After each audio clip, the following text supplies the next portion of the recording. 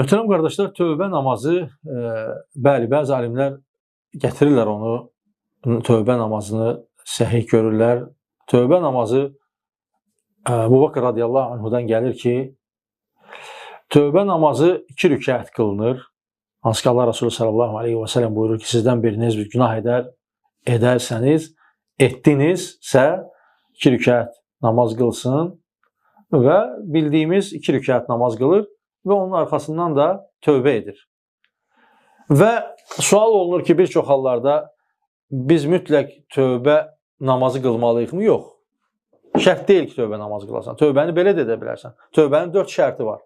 İxlasla etməlisən tövbəni Allah üçün, günahdan təmizlənməlisən, yəni o günahı tərk eləməlisən.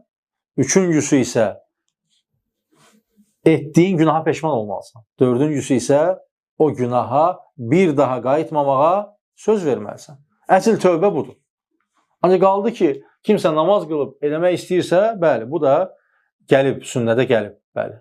Bu şəkildə adi bildiyimiz 2 rükət namazı qılır və tövbəsini edir.